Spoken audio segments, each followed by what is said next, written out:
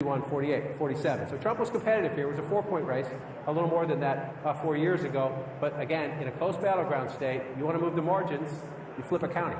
So let's see if that one holds as we go. If you're in the Harris campaign, that particularly makes you nervous.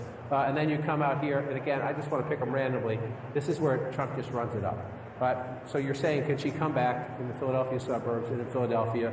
Mathematically, you can make the case. Common sense-wise, you start after a while to think, you know, he's getting 75% here, he's getting 78% here. There's a little bit of vote out there, not much, not hardly anything left there, not much left there. So his vote is mostly in. Trump's vote is mostly in when you look at the map. But the question is there really enough there? And let's see where they are here. 94% in Allegheny County. So again, you're getting 59 to 39, 20-point gap. 20-point gap. So yeah, but it's got to be a lot of votes to come in, and they say they're at 94%. So it's not impossible. I would say we're starting to lean into the improbable. And let's go over into Michigan. This is a state where the vice president was leading early on. Then Donald Trump took the lead. He takes the lead sometimes in these states when all these rural counties fill in. Look at them all. Right? And again, you just find him, and he's at 67% here, and he's at 65% here. He's at 66% plus there. Not a lot of people, but when you've got 83 counties and you're winning 60 or 70 of them, that's how it works. And he builds it up there. And then the question is, can the Democrats overcome it with huge numbers where the people live? Number one, Wayne County, we're still only at 16%. So if you're in the Harris campaign, you're saying, okay, we have almost nothing, or less than 20% from Detroit. Right, so she's getting 62%. She has 88,000 votes. But Jake, if you go back to 2020, again, when Donald Trump won Michigan, he's getting 68, and he gets close to 600,000 votes. So that's sort of our test. When Wayne County gives us more votes, do we get a huge number like that, and is the split, right? Donald Trump at 30%, that's Detroit and the suburbs around it. Donald Trump right now, it's only 20%, it's less than 20%, 16%. So, but that, if he's even above 30, right? Anything he's above 30 is an improvement for him. And so we can't see it all on this map. We have to get more granular. But Detroit, is he doing better? Is Trump doing better with the black vote? Or where is overall turnout maybe down a little bit from 2020? That's the big question, too. And then here, you have Hamtramck and you have Dearborn. They're not on the map, but they're right here. Those are two very important pockets of Arab-American voters that were 200,000 plus voted for Joe Biden 4 years ago. We don't know. We don't have that granular detail just yet, but that was one of the big questions in the campaign. Spent a lot of time on my trips, the Wayne State campus, younger voters, a lot of Arab and Muslim students at Wayne State, a lot of young progressive students at Wayne State. Did they lose the youth vote there? A lot of the questions. Now, I'm raising questions that we'll answer in more detail tomorrow and next week and the week after that when we have final results. But if you're 158,000 votes ahead, only halfway in Michigan, I mean, I hate to say it, but you're looking at this, and that's the best of the three blue wall states. Let's go to Wayne County right now. Let's go to Detroit, where we find Jim Sciutto as an update on the vote count there. Jim? Jake, there have been a lot of questions and some consternation as to why we haven't seen more data from Wayne County yet. And I just spoke with the Secretary of State, Jocelyn Benson, and we believe we have the answer here. I asked her quite specifically. And she said the reason is that Wayne County, in part, given all the scrutiny on this county as it impacts the outcome of the election in this state, is not reporting partial results. It's waiting until it has either all or the vast majority of those results in before it, in effect, gives that batch and makes it public. And I just want to highlight one point that's going to happen in the next hour, perhaps even the next few minutes. A nondescript U-Haul van is going to drive in one of these doors behind me here with the last remaining outstanding absentee ballots in Detroit, part of Wayne County, about 4,000 we expect. That's the final batch, not just, we are told, of absentee ballots outstanding, but the final outstanding votes in Detroit, a big part of Wayne County. So when that truck comes through the door, they begin to tabulate those. That gets us to the point where they're going to have, in effect, all the votes they need to count and get to that point where they're going to be ready to report those final figures. We were told it could be in the next few minutes. We'll be watching. We'll report back when it happens. But that could be the point when you get that big batch reported publicly. All right, Jim Sciutto in Detroit, Wayne County. And you were noting that we don't have Wayne County to the granular level, that we can't see Dearborn and other places where there were a lot of uncommitted votes during the Democratic primary. But just to remind our viewers, during the Democratic primaries, as a protest of President Biden's support for the Netanyahu government of Israel and its war on Hamas in Gaza, 100,000 Democrats voted uncommitted, presumably most of them as a protest vote against Biden for that issue. Yes, absolutely. And most of them were located here in Wayne County. Again, you have Detroit, progressive city, but also Hamtramck and Dearborn, just to the north and to the west. Large pockets of Arab American communities there that are very angry at the White House. And then the next one, you come out here, again, this is Washtenaw County, where I've been 4 times, maybe 5 times, no 4, in this election, to go to the University of Michigan and talk to people out there. And again, we're at 71% right now, so the numbers can change, but she's at 66%. This is Ann Arbor, University of Michigan. Again, with a big college campus, it tends to be a very liberal pocket, progressive pocket. You're saying, wow, 65% of the vote, 66 if you round up, that's great. Oh my God. 73%. And the math, 157,000, to 103. Well, again, we got 30% of the votes still to come in, and maybe the percentages change as well. Maybe all the votes that are out are from the campus, and and it juices up the number a little bit. But if you're looking at that now, you're underperforming the President of the United States, and Donald Trump's at 32%.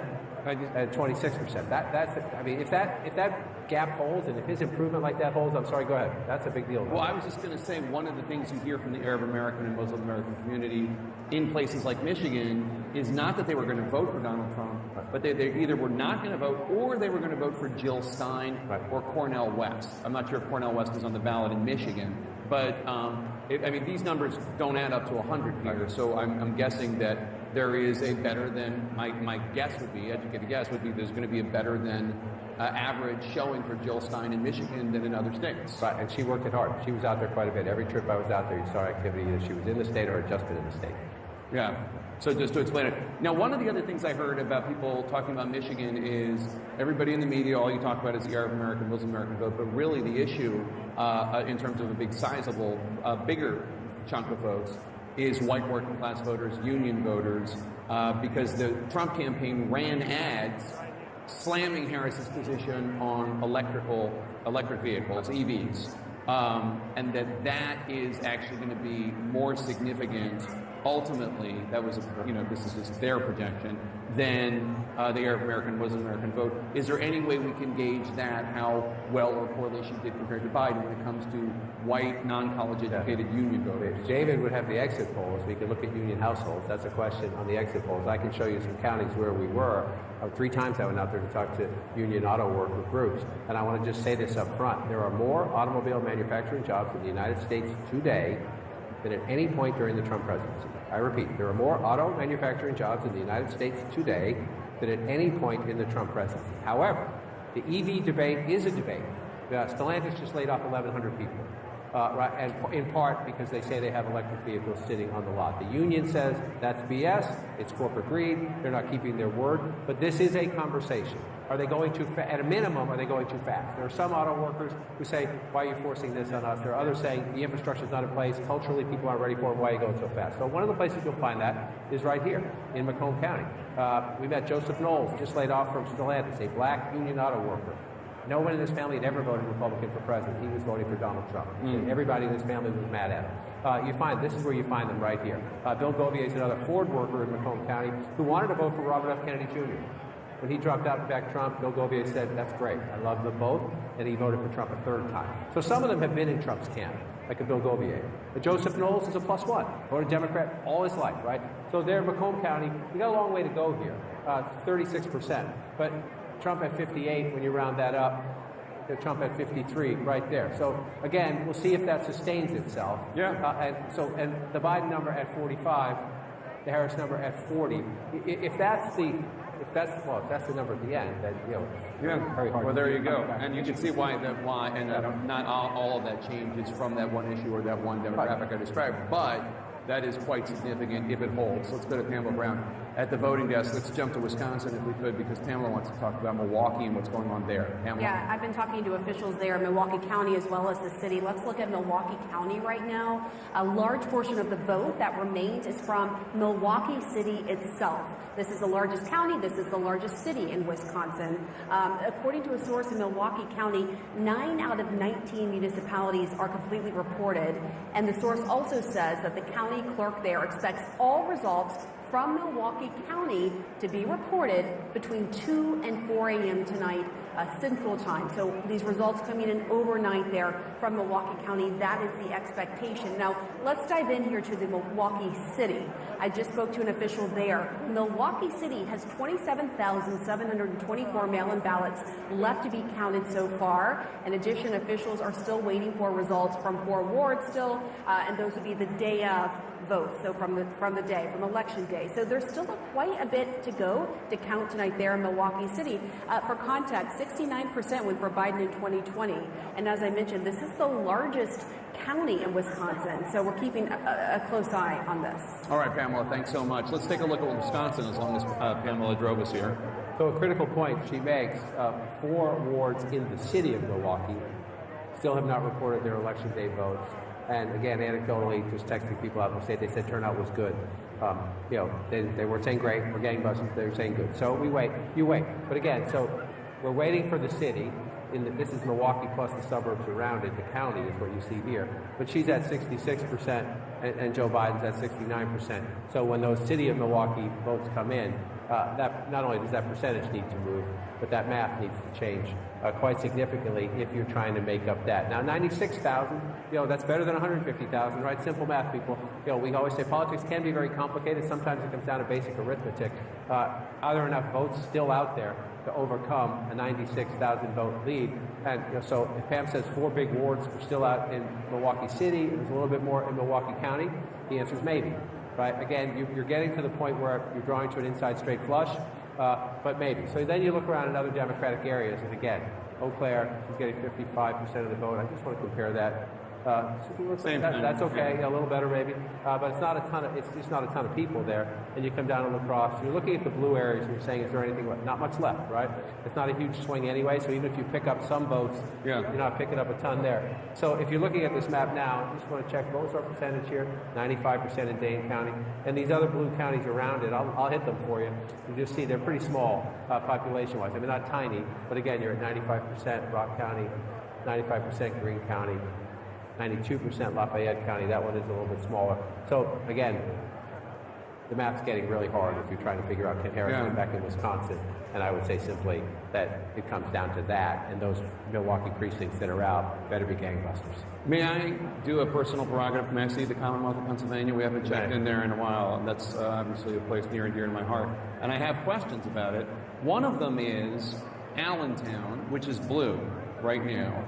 Allentown, the city of Allentown is 54% Latino, 54%, and Pennsylvania, as we've discussed, has the 3rd largest Puerto Rican population on the mainland, behind only New York and New York and Florida.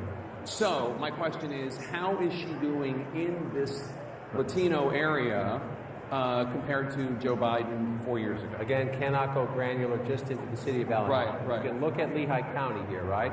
And I can already tell you, 51 to 48, if you're the Trump campaign, sure, you'd like to win it. But you're looking at 48% in Lehigh County, and you're feeling pretty good because you were 46 last time. Right? And again, within a battleground state, you think margins within the margins, the battlegrounds within the battleground. So Joe Biden at 53% with 98,000 votes. The vice president at 50% with 93,000 votes. Now, we're not completely done there, but that 5,000 votes makes a big difference. It just does, right? So and that's there, right? So then you come out here and you come up, let's just move on up, right? Carbon County, look at this, Trump getting 73% of the vote. He's improved. That's one of the places he's overperformed himself. And then you move up here, this is Lackawanna County, Scranton, Pennsylvania, Joe Biden's hometown. It's a tough, competitive blue-collar area, but 51 to 48 now. 54 to 45. And if that movement of 4%, right, it can be the whole thing. It's a couple thousand votes here. It's a couple thousand votes there. I want to show you. By the way, can I just point out? Erie has now flipped. Erie, has always voted with the presidential victor in Pennsylvania and nationally, is now with. Let's flip and let's see where the turnout is there. Again, it's one of the 25. They're at 95%. It's very close, but it's always very close. So you see Erie County very close there, and I just want to come across the state, Northampton County. So you're on the your Buffalo, New York border, and here's New Jersey here.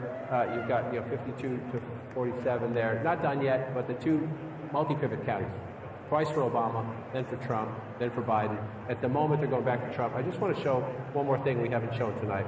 I just want to bring this up and bring this out. It's not here. It is here. No, it is here. Sorry. I will figure this out eventually. I promise you. I just have too many gizmos. Just want to come in here. Come on. I'll show you this. So let's go out nationally first. Everyone's been talking all night long about the headwinds. There'll be a lot of questions asked about this after the fact. This is not a good environment for any incumbent. Kamala Harris is the incumbent vice president. What this shows you is not votes. This shows you the darker the county, the more that county has been hit by inflation. Meaning, the darker the county, the more cost of living, energy prices, gas prices, housing prices in a lot of places have outpaced wage increases. All right? Try to find me. See the green? Yeah, what does that mean? That's the county where your wages have outpaced inflation. You can use it.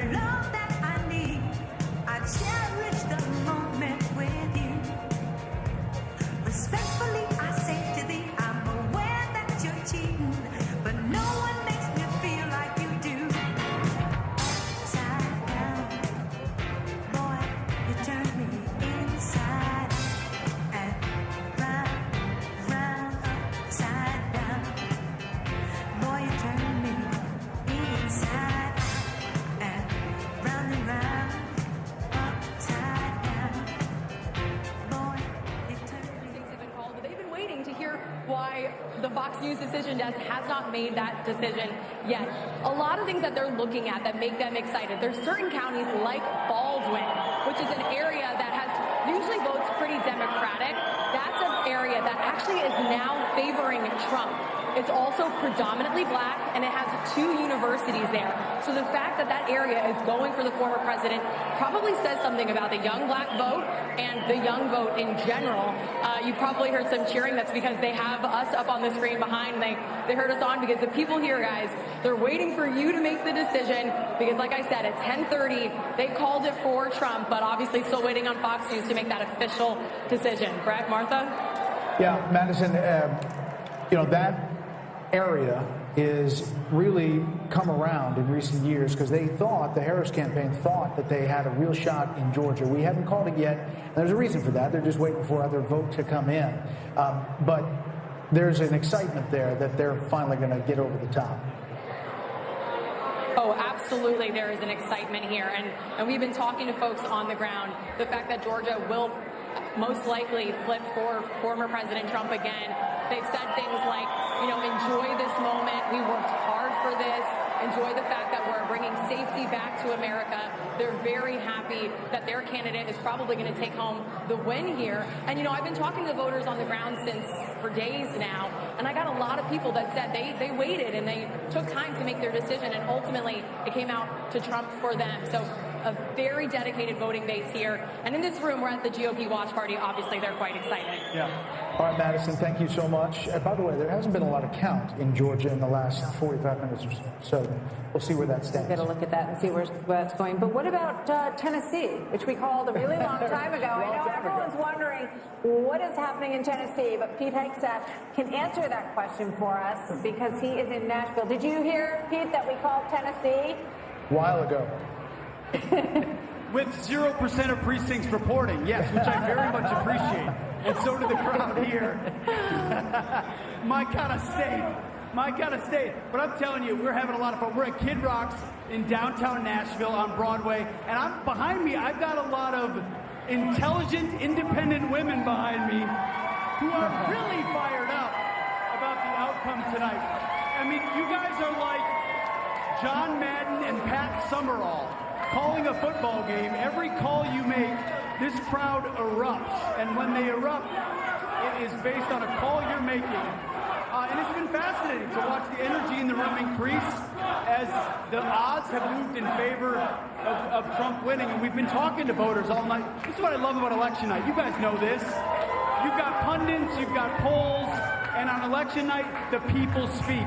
And the people here are watching this may be a bright red state where their vote doesn't necessarily matter in the Electoral College, but they're watching their fellow Americans cast ballots on behalf of a candidate they believe in. So a lot of energy, and I think represents a lot of living rooms where maybe families of 4 or 5 are chanting USA as you guys are bringing in the returns. A lot of hope that the former president will be 47. It's just a matter of when it might be called. So thanks for indulging us here on Fox Nation. We just wrapped our coverage, and you guys are doing a phenomenal job. Thank you, Pete. There's probably some good music down there, too. Exactly. Say hi to everybody for us down there. Maybe not New Edition, but something. Let's bring in our panel. Welcome back, Carl Rove, Jessica Tarloff, and Sandra Smith, and our regulars to the right. Sandra, great job looking into the Fox News voter analysis. What are you looking at? All right, a few things. We haven't really talked about fracking in Pennsylvania as we do wait on results to continue to come in there. Views on fracking. This is obviously key in the state, and we know that Kamala Harris flip-flopped on this issue.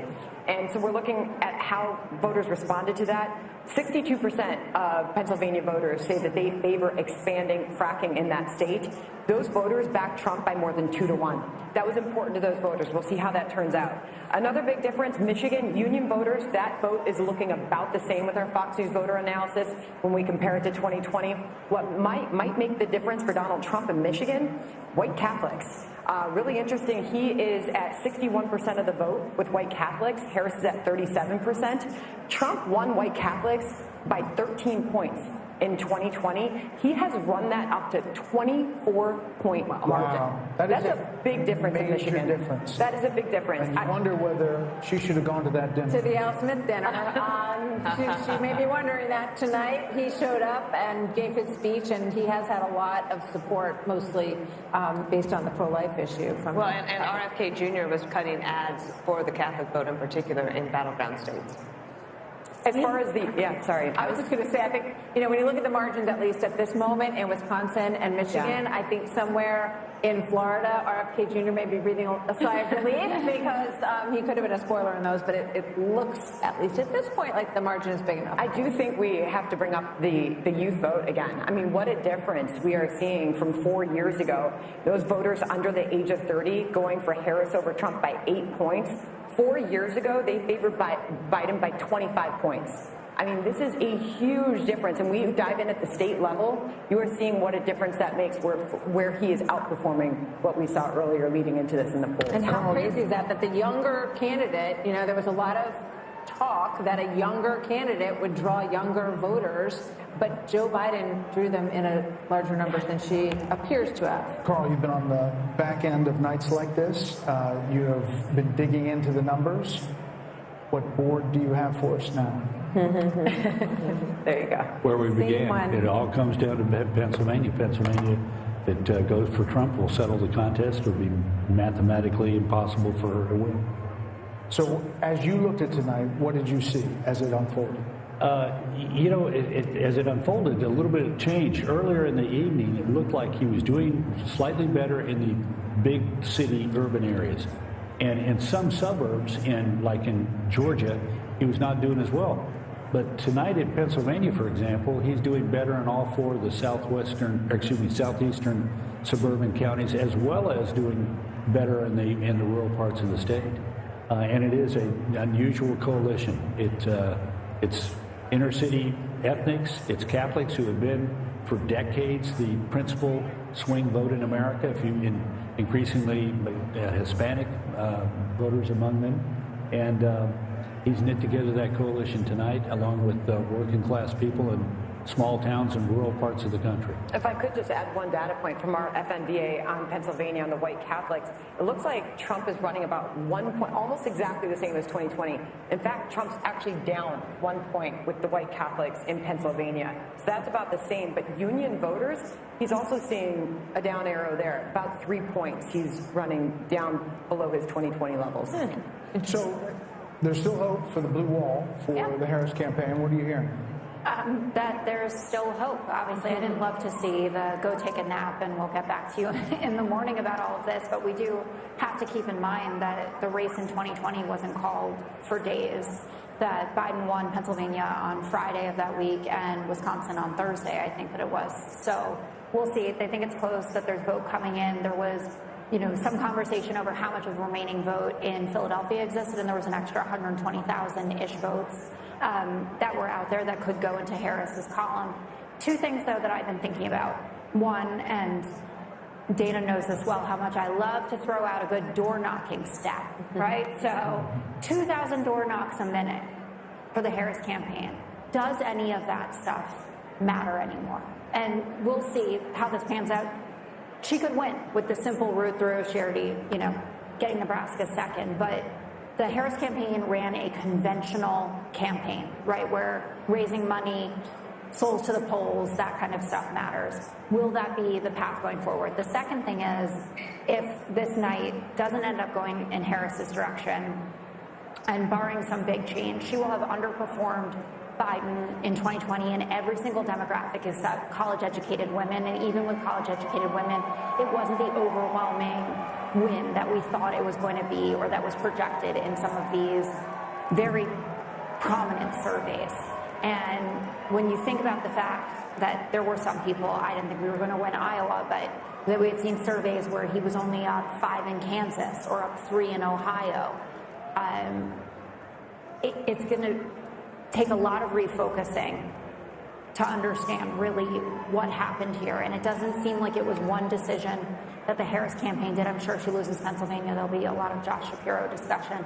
This feels much bigger than any decision about having him on the ticket or going to the Al Smith dinner. So, Carl, when Jessica just brought up a potential for 150,000 votes in Philadelphia County, I saw your head kind of spin around. Does that not make sense to you? Well, no. I mean, we're pretty good at saying 89% of the vote is in, or 95% of the vote is in, and that not turning out to be, that turns out to be accurate. It's very rare. I can't imagine in one instance where we've looked at a number and seen 90% of the vote in or 85% of the vote in, and that turned out to be grossly off. I will say this, though. I did want to follow up on one thing. Think about all that she had to face. This is an abysmal number when it comes to the approval of the sitting president. No party has elected a president when their sitting incumbent.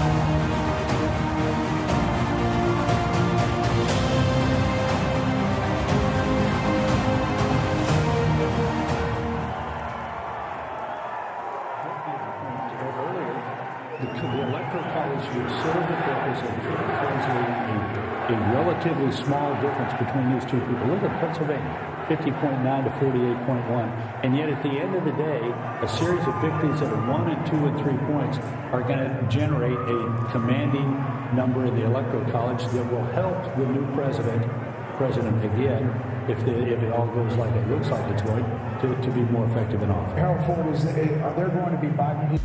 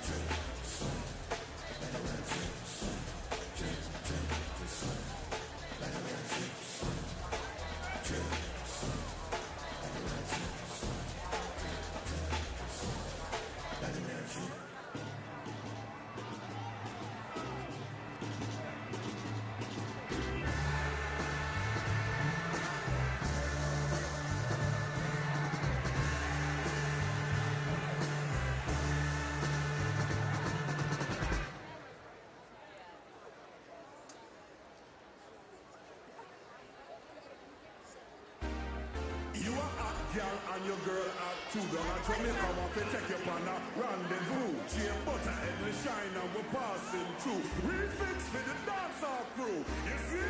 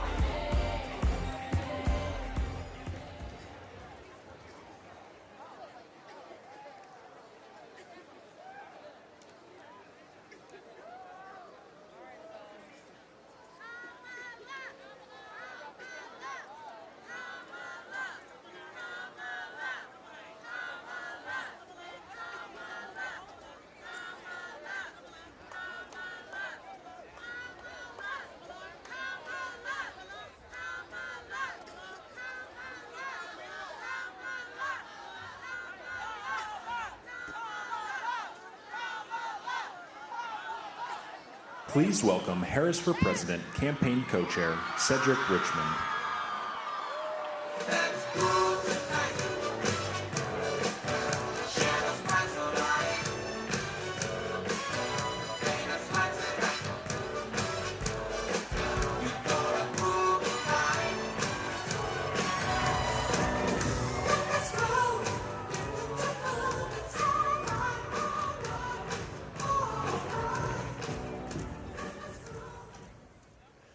Good evening, Howard.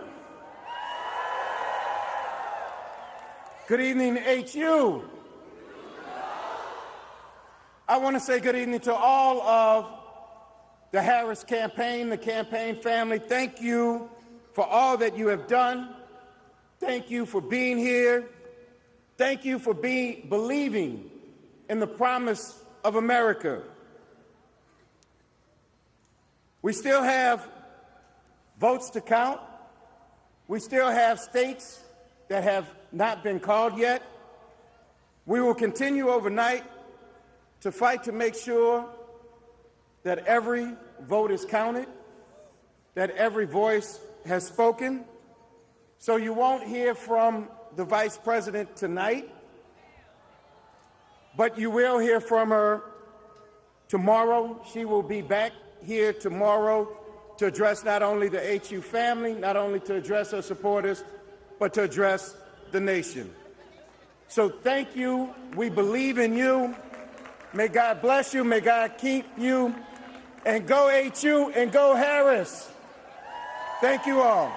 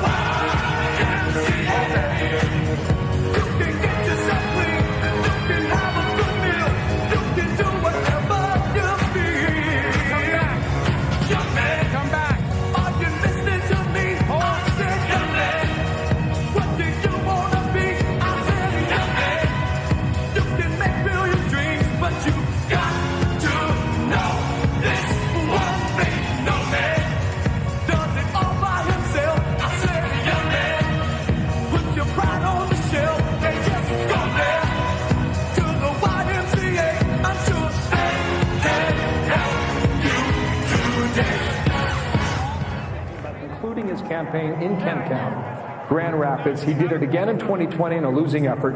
He did it again just this past weekend, Monday night at midnight, right? He rolled into, he rolled into Florida at 5:30 in the morning. That was yesterday morning. No, it wasn't. It was this morning, wasn't it? Right. Because it was Wednesday, right? Okay, you follow me on the calendar? Okay, yeah, okay. But it's been stubborn. It appears that it will stick that way as well. Kent County and Grand Rapids will stay in the blue column. It's a changing area, you know, this west coast of Michigan. But what I'm seeing right now, even though you'll have just about 60% of the vote in, I'm seeing a lot of red lining up and down Lake Michigan. And for a while, you know, that had changed. It seemed to be shifting a little bit. There's a county right here called Muskegon, beautiful part of the world. And that had seemed to be drifting in the Democratic column as well. But Trump's got a firm grip on it now, 16 points. And I'll just go west of Muskegon, south of Muskegon, west of Grand Rapids, is Ottawa County there. Like for years, this was like a Republican bastion. Trump kept it that way in 2020, winning by 21.5 points. In 2016, in Ottawa specifically, you ran away with it at 30 points. And so it will stay that way tonight And let me just come out to real-time data here and let you know where we are statewide. You've got some vote out there, but you see this margin here yet again. Just as I'm talking here, guys, it's ticking higher. 210,967, 6.3 percentage point lead in Michigan. I'm not going to say it because it's not my job, but it looks like the blue wall could stay intact yet again for another year where it votes in unison with the winning party who takes the White House that year. Since 1988, that has held. I think we're getting ready for a call. I think we are too. Are we? Fox News can now project that the state of Georgia will go to former President Donald Trump. This was a really hard-fought battle. If you think about Georgia loses it last time to President Biden by 11,779 votes. For some reason, that number sticks in my mind. And this is a big win. He went there, campaigned there, and so did Vice President Harris numerous times, thinking that Georgia could stay in the Democratic column. You know, he had a difficult relationship with Governor Brian Kemp. If you remember, 4 years ago, after losing Georgia, they tried to salvage 2 Senate races in Georgia. A month later, special elections. That didn't go well either. So this is a very big win for former President Trump to, you know, have this redemption in Georgia tonight. So now we are at Electoral College vote, 248 for Trump and 216 for Harris. We have a panel. We're welcoming in Darren Shaw, a member of the Fox News Decision Desk. Welcome in Juan Williams as well, along with Karl Rove. Darren, I got you out here. We were going to say, what happened? Are we calling Georgia? And then you push the button. Are you here to tell us that we were right when we said you called Georgia? Yeah, that's exactly right. I mean, I thought you were going to come down here to grill me, and we preempted that. What else are we going to call? You guys called Georgia in the nick of time for you, Darren. That's exactly right. While we have you, how do you see this night? And was it like you thought going in? And as you look at the blue wall there? Well, I think 2 things. This is an election that is unprecedented by my standards because the more data I saw, the more possibilities seemed to unfold. There was stuff a couple weeks ago I didn't think could happen. I didn't think Trump could win, let's say, the national vote. I'm not saying he's going to, but that was something that nobody thought could happen. They thought he was capped at 47, 48%. That's a possibility. We had a lot of conversations about whether these, swing states were going to move together or whether they were going to sort of crack and each move separately. There's a possibility tonight that, I didn't think this would happen earlier in the afternoon, but that he could sweep all of them. That's not a prediction, but it's something that's within the realm of possibility with the data we've seen. You're saying blue wall turns into a red wall? It's possible. And that wasn't something anybody was talking about. People talk about Michigan in particular as being the toughest state for Trump to crack. Now, Bill showed the data recently. We've been looking at it for hours. Michigan's looking very difficult for her right now. All these toss-up states have been within a point or 2. So is there any way to look at what you see now and say this could be a win in a larger percentage than that? I mean, a lot of these states are still close, but... Right. What we're looking at right now, we have sort of model data, and we're looking to reach a certain level of statistical significance to make a call. But we're also looking at what we call the outstanding vote. And so, for instance, in the case of Georgia, we were modeling about 835,000 outstanding votes. A lion's share of them were coming from suburban Atlanta. She needed to hit about 55, 56%. She was getting about 45%. And at a certain level, that becomes a statistical impossibility. The more data you get, the less room she has to actually grow or do better than she's been performing. And so that sort of triggered the call in Georgia. We're not quite there yet in the other states, but this may not be an election where we need to be here till Thursday or Friday. Right. And so when they say go home, relax, you're saying maybe not yet. We'll see if they continue to count.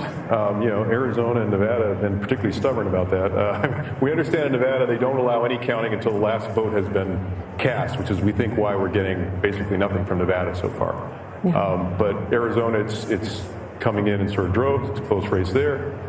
Wisconsin and Michigan. Michigan seems to be counting there at like 54, 55%. Wisconsin at 2 a.m. in 2020 had counted 99% of the votes. So we think there's a chance we might have enough data in Wisconsin, maybe Michigan. So we may have some resolution more quickly than we thought. So in Pennsylvania, Sean talked about this earlier, the early vote and what that looked like and what she would have to do day of in Philadelphia and those counties right around there. Is it possible that that's still out there and it's possible to do? Boy, it seems to be a probability diminishing by the hour. I think this is something from the Georgia data, but we've also seen it in Pennsylvania. Young African-American men did not come home. Part of the African-American vote came home to her, but a lot of it didn't, and there's a gender gap there. And the Georgia, I think, I have to run the numbers, and I'm not going to lay this at the feet of any demographic group in particular, but she really did seem to underachieve amongst African-American males, especially young African-American males. I mean, it just makes me think about Michelle Obama and Barack Obama, the former president, and the very strong appeals that they made. Michelle Obama said, don't let your husband or boyfriend's rage dictate your vote. President Obama talked about bringing out brothers and scolding them. That does not seem to have been a strategy that worked. Darren, did the Fox News voter analysis track with what you saw with raw vote as you went around the states? Yes. There were a couple. What we're doing early on is we get this early vote from Indiana and Kentucky. It allows us to kind of figure out is the FNVA performing consistent with the data. There were a couple states where Trump overperformed a bit. Florida was one. We were a little concerned that we might be overestimating Trump's performance in rural areas. But the more data we got, the more that didn't seem to be the case. It seemed like he was basically hitting what we thought he would hit. We've got the brain here. Did anybody else have a question for Darren? I'm curious about immigration and what you've seen in terms of how much that played into the votes in some of these states.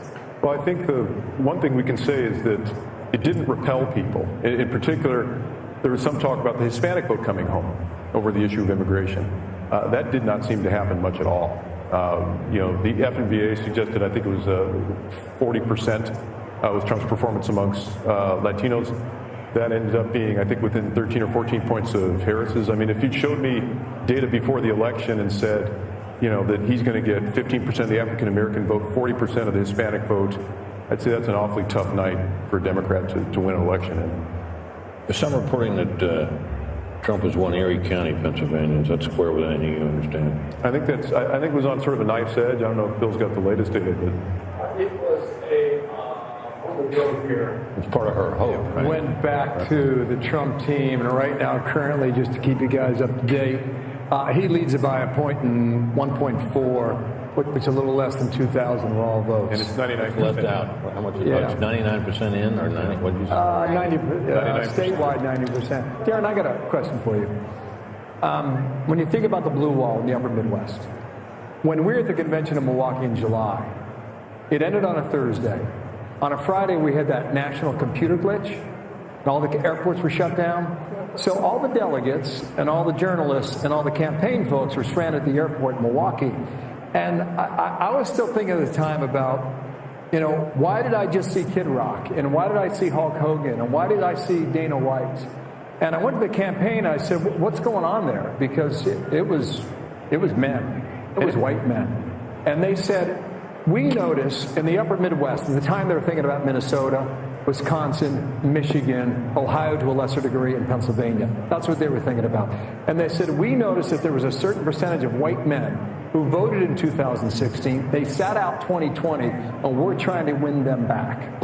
Is there evidence that those white males in those upper Midwest states did that tonight? There was sort of a rule of thumb we were adopting that, and we spoke about this a little bit earlier in conversation with y'all, but that, the gender gap is a double-edged sword. The gender gap can help or hurt depending upon, the absolute level of support. We were looking at 55%. In other words, if Trump was hitting 55% with men, that was a good sign. If Harris was hitting 55% with women, that was a good sign. And in the upper Midwest states, he was getting closer to that sort of magic number than she was. So what you call it the bro strategy or whatever, it seems to have paid some dividends up there. I mean, we're still waiting, but it's looking pretty good for him. So we can definitively say that the poll that we don't talk about in Iowa was kind of off. I love Ann Seltzer. She's a giant and a pioneer in our field. I think what we were looking at, ironically, was not so much the top line in that race, but what Seltzer had said was that senior women were breaking away from Trump over the abortion issue. And I think our friend Sean Trende had a really good observation where he said that may be true, but it may not help Harris, because that's something that could occur in Iowa where abortion was a hot issue, but might not occur nationally in other states where abortion wasn't as salient. We have to let you go, but really quickly, what's happening in Minnesota? That's what I was going to ask you, that question. Minnesota, why is that still? They have done what sometimes they do in states. They've stopped counting votes. Really? And we're kind of close to... All we've been through with that? After all we've been through? We're at a level where we're close to statistical significance, but it's not quite there yet, and there are still... Tim Walz in charge of that? Yeah. Well, there you go. Rumor has it. We have to let you go because you have some more data crunching to do. Yeah. We appreciate you coming Thank you, by. Darren. Thanks, Really Darren. does help a lot. Coming by. Thank you. Nice to see you guys. Thank you. Let's check in with Aisha Hosni at the Let's Trump do that. campaign headquarters. Aisha? Hey, you guys. Well, all signs here are pointing to perhaps imminent remarks from the former president shortly. The biggest dead giveaway was a short while ago. Somebody went onto the stage right behind me and put up the glass for the teleprompter, so perhaps somebody will be speaking to the crowd here shortly, and that might be the former president. We've got eyes outside, our security details outside watching to see if the motorcade arrives from Mar-a-Lago. I did get a video from someone at the Mar-a-Lago party a short while ago, and folks there were jubilant and cheering and clapping. They had Fox News on the screen. They were watching as we were calling states and more races for the former president. The excitement here is climbing every minute, and people here are anxiously awaiting to see if the former president shows up here tonight and perhaps gives a victory speech. Back to you.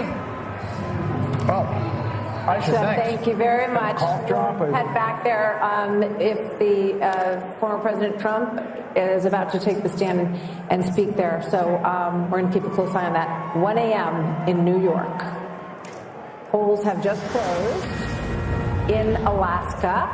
The Fox News decision desk says it is too early to call. Trump has a lead in our Fox News voter analysis, so we will get you back to Alaska when we have a little more data to report there. And there you see 248 to 216, the Electoral College map. We are waiting on the blue wall, which could be a red wall. You just heard from Darren Shaw. I think that data and the way he laid it out there and their decision making really kind of lifts the curtain to how these guys operate based on our Fox News voter analysis, which again was 120,000 voters, that a rolling poll, and then the raw vote total that they came in. Alex Hoff is in Pennsylvania. We'll check in on the ground there. Alexander. Hey, good to be with you. Yeah, the crowd here in Bucks County, they are excited by some trends they are seeing, not necessarily expecting to result tonight. Pennsylvania's results and the count is historically slow. It took 4 days in 2020, but the Commonwealth Secretary does believe that it's going to be faster this time. New technology, more training will come into all this. Now, looking at Philadelphia, both the Trump and the Harris campaigns, they're saying they're outperforming there, but Team Trump feels that this could be good news for them because there are pockets of support inside of South Philadelphia, Northeast Philadelphia, and there is a saying that goes that Republicans can gauge how well they are doing in the state by how much they are losing Philadelphia by. Simply, it cuts into the margins that Democrats need. And here in Bucks County, they're seeing themselves on the screen right now. It means a lot. If he were to win this county, Bucks County, I mean, that would be the first time a Republican presidential candidate has taken this county since 1988. And these suburbs of Philadelphia, this is what pushed Biden over the edge in 2020. Harris needs to do well in these counties if she stands to have a chance of taking the state, guys. Brett, Martha? Alex, thank you. So let's go to Bill and see, what are you cooking up over there, Bill? You know, I was just looking at New York. You know, we heard so much about MSG and the insult comic about the Puerto Rican joke. And, you know, Trump, you know, New York's his home, right? I'm now living in Florida, Mar-a-Lago, but just look at this. I'm going to go ahead and use the slide bar and just Okay, 8 years ago, when he's running against Hillary Clinton, this is his margin in New York, all right? 37.5 compared to almost 59 for Hillary Clinton. And then against Joe Biden, it was, what? Was it? Oh my gosh. It was 0.3 of a point, all right? And now we come to 2020 and see the numbers on the board here. That's a pretty decent performance. And we're just getting some insight here in the New York City. He did well over 40% of the vote here in New York as well. One thing I was checking out here, guys, this is the number, right? Path to 270. I guess in theory right now, if you were to close out, you're at 248. If you were to close out Pennsylvania, and even though Alaska has ranked choice voting, which could take a while to post a number here, nonetheless, that would put him right at the number of 270. So even around the blue wall, that's possible too. That goes back to the argument that we've been talking about for some time now, that Trump had more paths to the Oval Office than Harris did. Let's go check on Pennsylvania one more time here, and we'll see. Okay, holding steady at 3.5. 90% of the estimated vote out there is now reporting here. In Michigan, the blue wall, 6.3, so that number is stuck a little bit here. Estimated somewhere, maybe 40% of the vote still missing there in Michigan and Wisconsin. Maybe we get some more numbers in. It got 85% of the vote in here. And, Trump's holding on to this 4.2 advantage in Wisconsin. And Wisconsin, they take a lot of pride in what they do. They want to get the vote out quickly. Maybe Milwaukee notwithstanding, but the rest of the state, that's their idea. So we could get that in maybe a little more as we go into what, the 2 a.m. hour? Are we going to 2 a.m. or 3? What are we doing here? Arizona, sticking here at 0.7. What's that? Just keep going. Okay, you got it. This is Nevada, so we're starting to get our first numbers in from Nevada. For any of the nerds and geeks out there that have been deep in the weeds about the early voting, you've been watching Nevada. And Nevada's been a pretty good marker there for Republicans. This is a quick count here now. It's saying 75% of the vote is in, and Trump's got a firm lead at 3.4 points, roughly just a tad under 35,000 votes. Clark County, Las Vegas, 70% of the votes in the Silver State here all come from Nevada. Let's see what's happening right now. Okay, Harris, just a tick over 50.2 with 80%. I want to go comparison's sake. 8 years ago, why not, right? In Nevada, I don't know what this number is. We'll find out together, okay?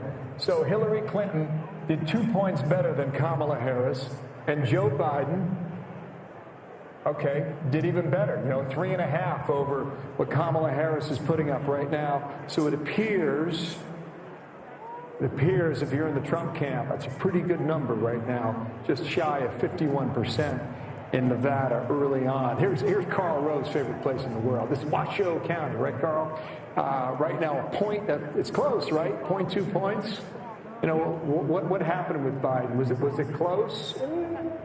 Yeah, pretty close, but Biden won the county. So in all likelihood, Trump's got a chance to flip this if it holds up right now. Super slim and more vote to come in, but Nevada is looking good too. And now you start to wonder, how high does this number go on the Electoral College? Yeah, New York Times needle is now at greater than 95% and likely to win the popular vote is what they have. Well, let's check in. Let's go out to Vegas. Jeff Paul is live in Las Vegas. Jeff, what's happening? Well, a lot of excitement here and optimism at the Sam Brown watch party. He's, of course, the Republican candidate trying to unseat the Democratic incumbent Senator Jackie Rosen. And just a few moments ago when Bill was talking about Nevada, you heard a lot of cheers here from the crowd at the Sam Brown watch party, just knowing some of those initial numbers. It took nearly 3 hours to finally get some of those numbers. We're hoping to get another batch in the coming hours, but Nevada has an interesting law where it's, you can vote right up until the 7 o'clock hour, and if you're in line, they'll let you vote, and in order to release those results, they wait until the very last person in line votes. That person, it took 2 hours and 48 minutes, so still a very long night ahead of us. But for the folks here at the Sam Brown Watch Party, a lot of optimism in the air. All right, Jeff Paul in Las Vegas. Jeff, thanks. So our panel is still with us, and we have some new folks that are here as well. Kevin McCarthy is joining us. Karl Rove is back. Juan Williams is here. Great to have all of you with us.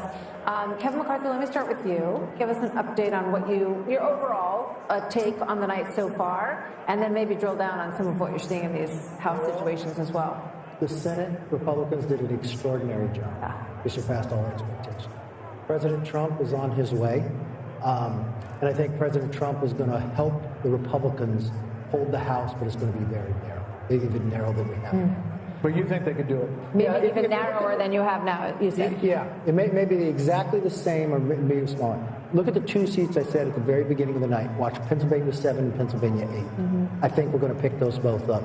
You said North Carolina 1. We're probably going to lose that by 1 point. She did an extraordinary job. Wow. Then you look at Maine. We're ahead there. But we have some incumbents that have fallen in New York. California's just in now, but don't read those numbers yet, because it's just the first part coming in. We're going to have to wait some time to see where we're there. Arizona, we've got a couple of incumbents in trouble. Bacon's coming back in Omaha, maybe there. If we hold the House, if this is a trifecta, the credit goes to President Trump. But it also fundamentally means something different. You can do reconciliation when it comes to tax reform. So you don't need 60 votes in the Senate. Having the Senate as large as he is, he's going to get the cabinet that he wants. The other thing that's going to happen is you're not going to have a Hakeem Jeffries that's going to try to impeach him every single week. So America's going to see ability to govern. And if Republicans take this moment in time to not play games and focus on the issues, they can grow it the next time. Otherwise, it's going to be very competitive in 2 years. But Juan Williams, if it's as big as we think it could be, we obviously haven't made these calls yet, but it's trending that way, and the pathway for her to win is getting narrower and narrower. Isn't it not a mandate? And Hakeem Jeffries and the thought of impeaching with what we're seeing tonight seems like wouldn't be the right move. Well, I think the Democrats are, dispirited at this moment, and I think that the likelihood, as we've pointed out, is that Trump will be the president. And I think that, for me, talking to people like Darren and political professionals around, no one anticipated the size of this mandate, as you call it. I think that there's even recriminations now among Democrats as to Biden and whether Biden should have dropped out earlier or Biden should have stayed. Would a white male have done better? Obviously, Trump has defeated 2 women and now a black woman. So there's all of these questions. But to my mind, it seems to me incredible that a guy who led an insurrection against the United States government is going essentially now, like a phoenix, going back into the Oval Office. It's unbelievable. Well, you have to consider the fact, Juan, that a lot of people didn't think that was an insurrection. They thought it was a riot, but not an insurrection. And had they thought it was really an insurrection, I don't think he could have won. Well, I don't know. The exaggerations about that day. Well, I'm not exaggerating. About the alleged threat to democracy is a piece of what happened tonight. Well, I don't think so. I think, again, I'm giving you my perspective. And I'm giving you mine. Right, so I listened to you as my friend. But I'm going to tell you what I saw was not only a riot in terms of the violence, but a direct action intended to stop certification of a presidential election. Understood. And we've talked a lot about it. That's why I said that. And we've talked a lot about it. The campaign, clearly. I'm not trying to hype anything. The campaign ran a lot of ads about it, talked a lot about it, and more, half the country now, Juan is going to say, that is not what I care about. I care about my economy. I care about immigration. No, see, that's where we differ. I'm not sold on this idea that, it was the cost of eggs. I worry that it was, I'm not voting for this woman. Or I'm not voting for this black woman. No, that's not what we see in our data. Well, here's the thing. Where do you see that? Because a moment ago, Darren was out here and he said, in fact, not only did the bro strategy work, and the bro strategy largely worked along the lines of white men, but that the bro strategy also had some impact in terms of Latino and black men who came along and gave higher percentages. All right, Carl, weigh in. I just want to make one more point with Juan. I spoke to Jack Brewer this week, and here's what he said if Trump wins. He said he won because black men felt that Democrats and elites put immigrants before us. Your thoughts on that? I just think that that's possible. I don't know that for a fact. I think there are tensions between racial groups, and people might feel that. obviously they're going to. You can exploit those tensions, and you can exacerbate them to the point where you can politically benefit from it. Do I think that's the reason he won? No. I think the reason he won is you look at that bro strategy and the white male turnout and white grievance politics that he has used to great success in this country. Carl, I think he's trailing him on trailing his prior 2020 numbers with whites. Well, you know what? I think that the bro Hispanics and black males. Yeah. It's not sufficient to make up. It's not sufficient to have this kind of night. I just think it is extremely odd to suggest that black men are somehow prejudiced because they vote for a white candidate who says, I want to make certain that everybody has an opportunity to succeed in our great economy. I want you to be more prosperous, and I will do things that will make it possible for you to make a better life. That is an appeal to their best instincts. He did not go out and say, vote for me because I'm not a woman. Don't vote for me because I'm a white man. That would not have attracted those votes. They got attracted to him because they thought he was a strong, effective leader, and they thought he would do something about the issues they cared the most about, which is an economy in which they think they get the short stick, inflation, which has decimated their purchasing power, and illegal immigration, which has affected their communities deeply. And to suggest that somehow black men are racist because they supported a white man is just too far, Juan. You're distorting my comments, but let me just say... I followed your comment. Carl, hold on. We're not saying most black men did not vote for Donald Trump. So I never said anything like that.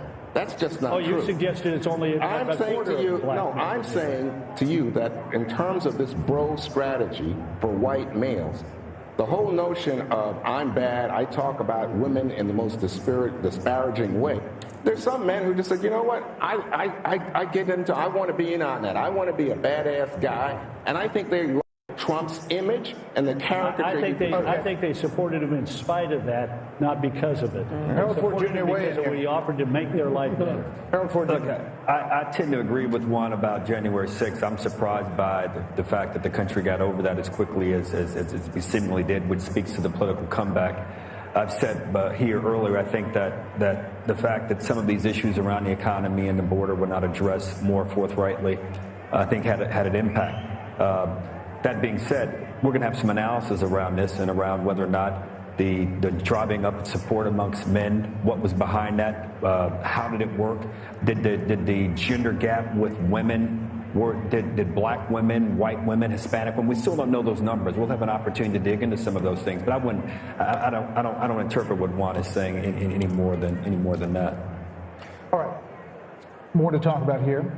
There's a lot more coming up as election night moves on at 1:15 on the East Coast. We continue to get more vote in. We will be able to make some calls when that vote is in full. Our coverage continues next. Stay with us.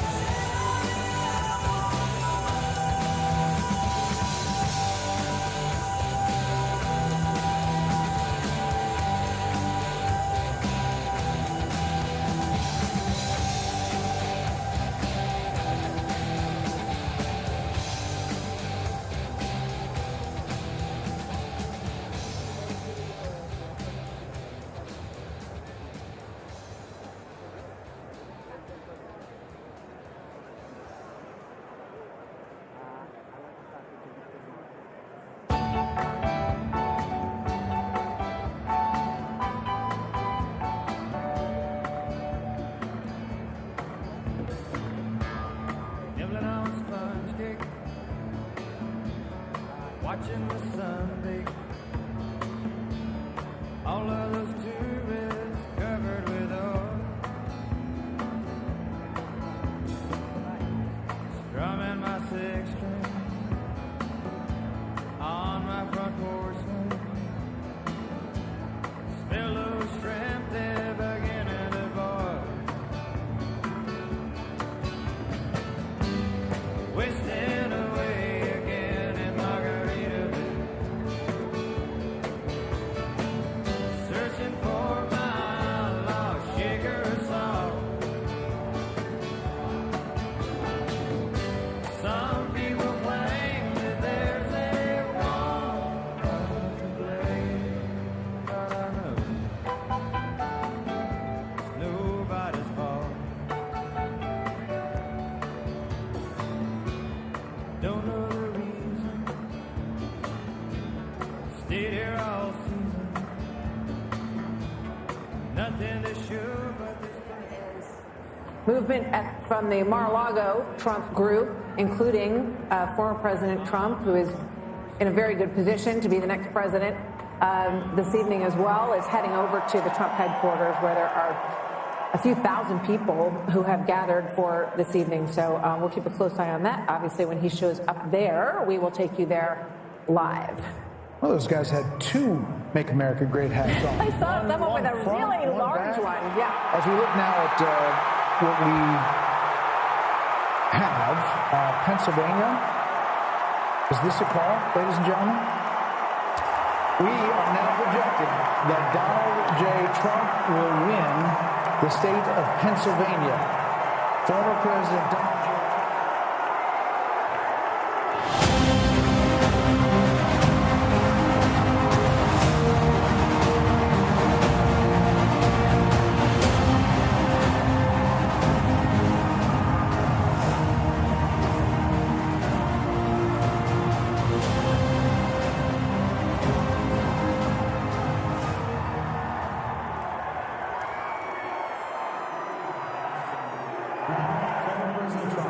will win the state of Pennsylvania, and we can make that call, the 19 electoral votes. That puts him at 267, now officially over the 270, but the path that it takes to get to 270, he is well on his way to becoming the 47th president of the United States in what is going to be the biggest political phoenix from the ashes story that we have ever seen.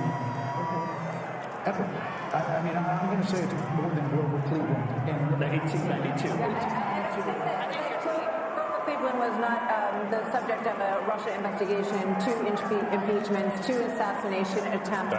They have indictments, 91 indictments, convictions, and there is almost nothing that hasn't been thrown at this former president. And his tenacity in wanting to go back and run again, which he announced immediately after he lost in 2020. This is a huge historic moment in the United States of America as the former President Trump is closing in with just a few electoral votes away now from clinching 270 as Pennsylvania is called for Donald Trump. We're looking live, 1:21 a.m. in the morning at Trump headquarters. The cheers coming up. We're told the former president is there, as well as J.D. Vance, Senator J.D. Vance.